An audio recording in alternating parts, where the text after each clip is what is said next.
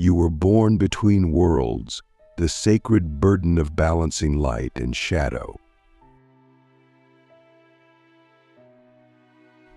There are some of you watching this right now who already know deep within your soul that you were never meant to fit neatly into this world.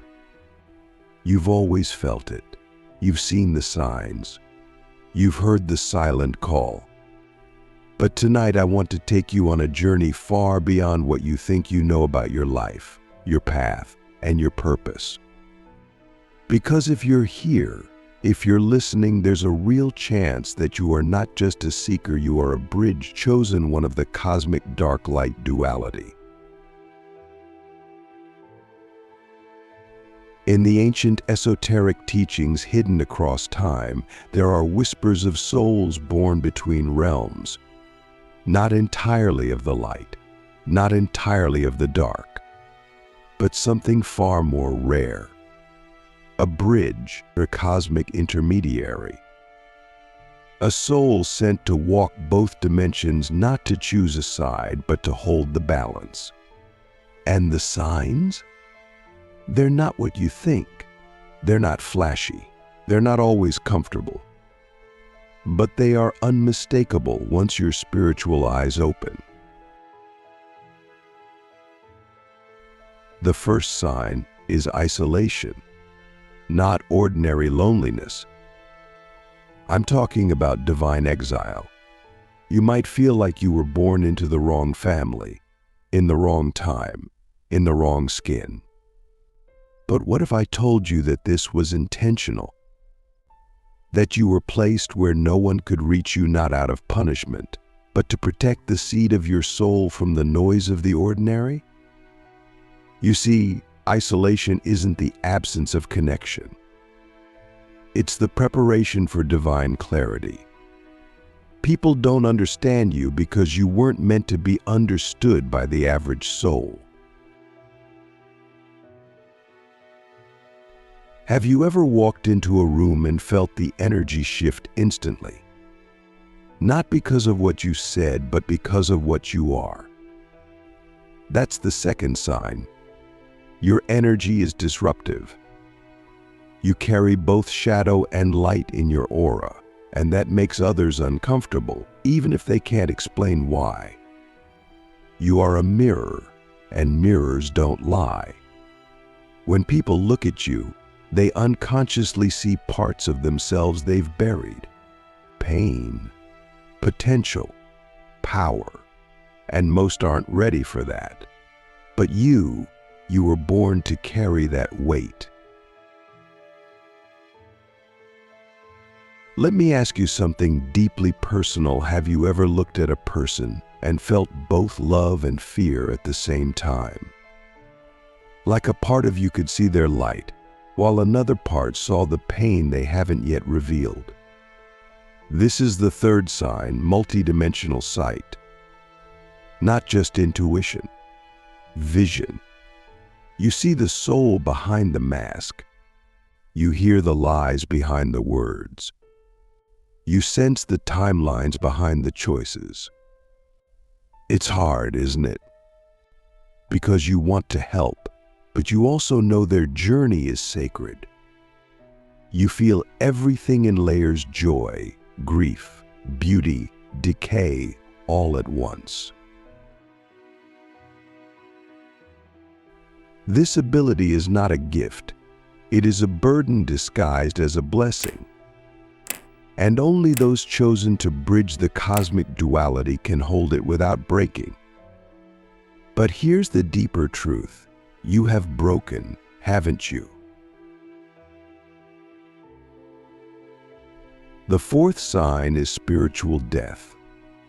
The chosen ones of the duality must die before they can live.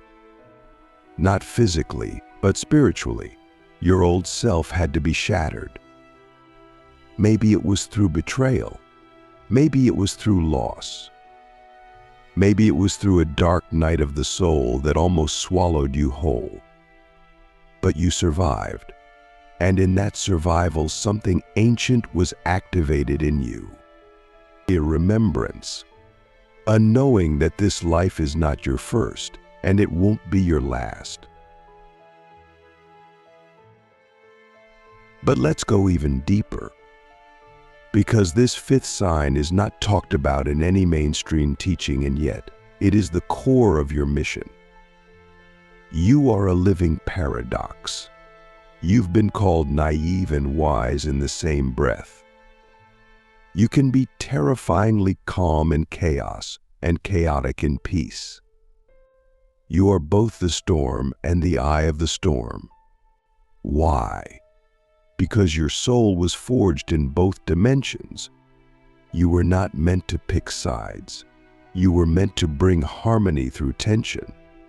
That is the essence of the bridge. You don't resolve duality. You embody it.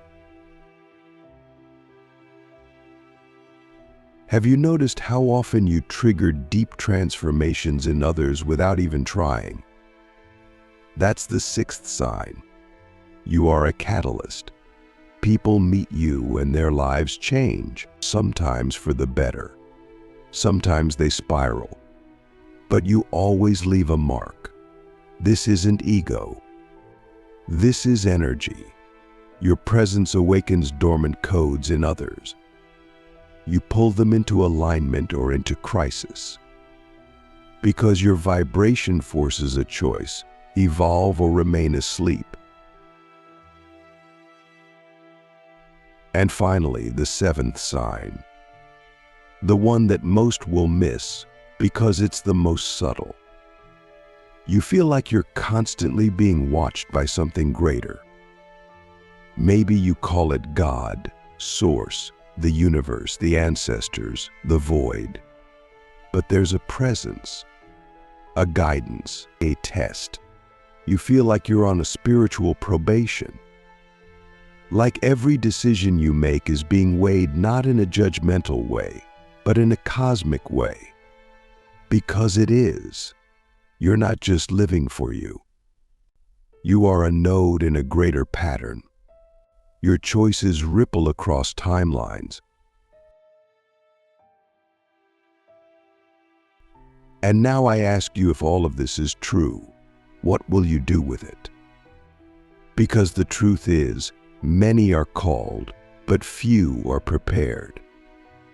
Being a bridge chosen one is not a title, it's a path of fire. A path of contradiction, of sacrifice, of profound isolation, and even deeper connection. You are here to remind the world that light without shadow is blinding, and shadow without light is void. Only the bridge holds the structure. Only the bridge can carry others across. Let me tell you something personal. I've walked through temples where the air was so thick with energy, I couldn't breathe.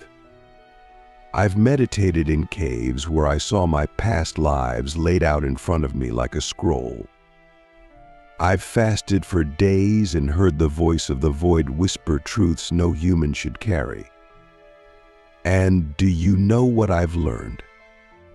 The rarest souls are not the most gifted. They are the most willing. Willing to walk the edge between dimensions. Willing to be misunderstood. Willing to hold paradox in their hearts. Willing to burn for the truth. And you? You wouldn't be here unless part of you already knew. You don't need more proof. You need permission to remember who you are and to begin walking as the bridge you were born to be. So I ask you again, in the silence of your own soul, are you ready? Because in the next part of this journey, we will go deeper. We will explore the sacred burden of being born between worlds. What it means to serve without being seen. To heal while still bleeding. To rise even when the sky itself denies the sun. But for now, sit with this. If you are the bridge, what are you connecting? And what are you willing to carry across?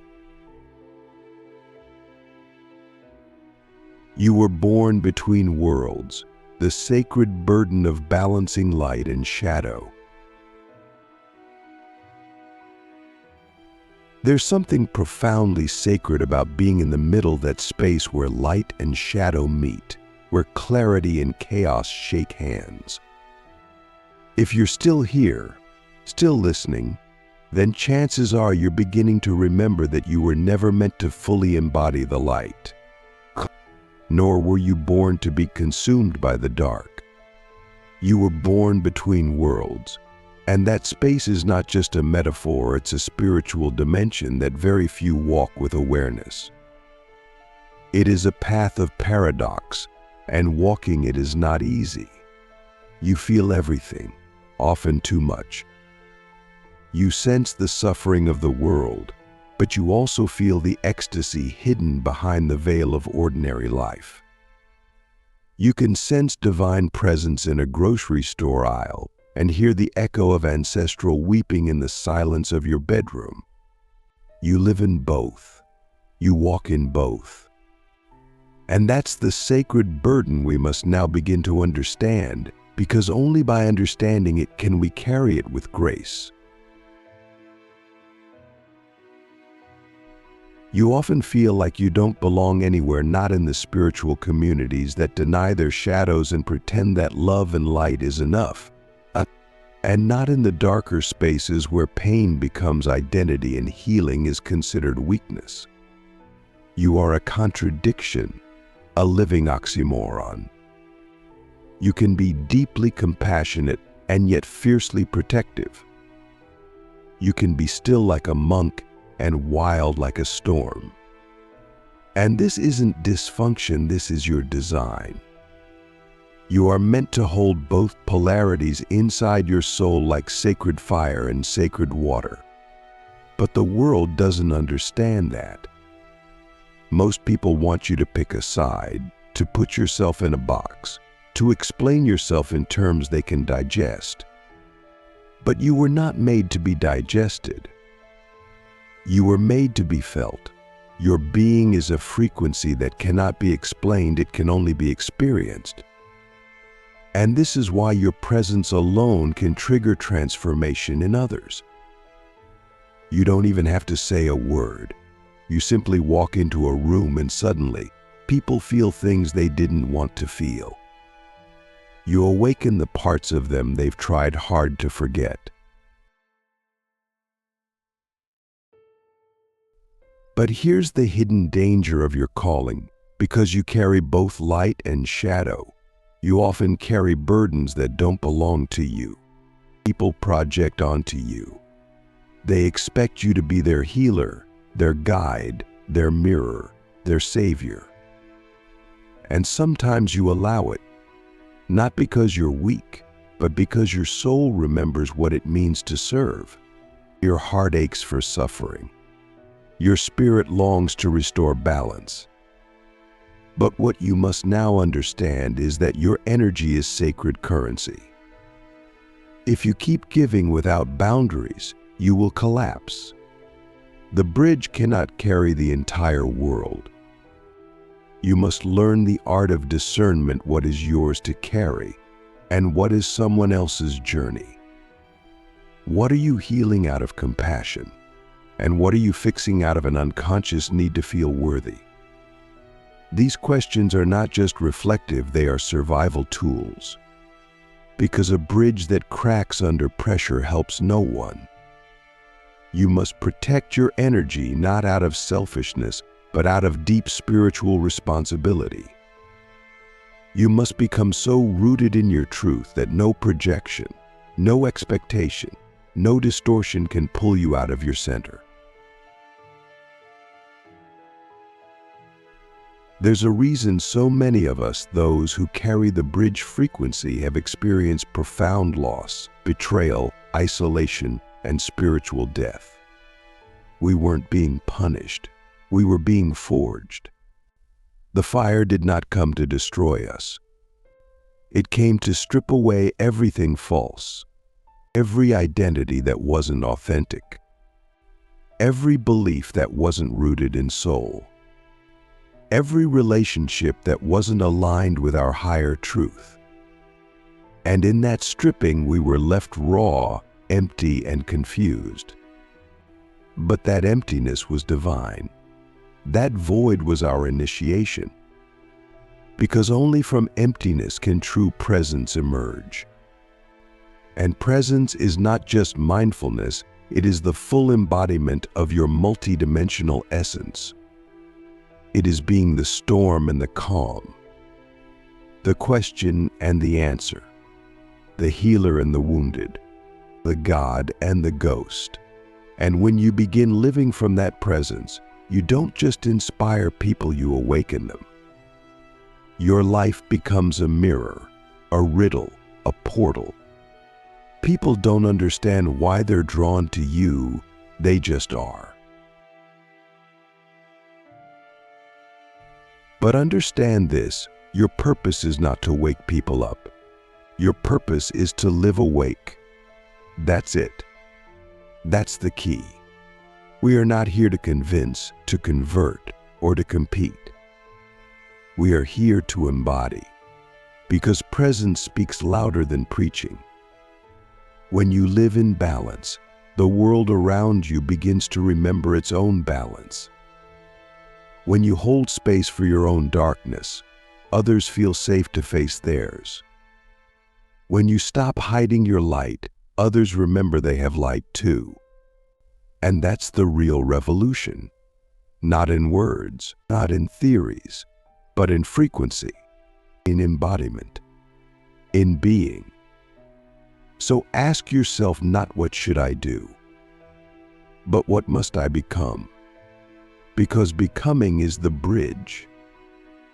And it is through becoming that we fulfill the ancient contract etched in our souls before we were born.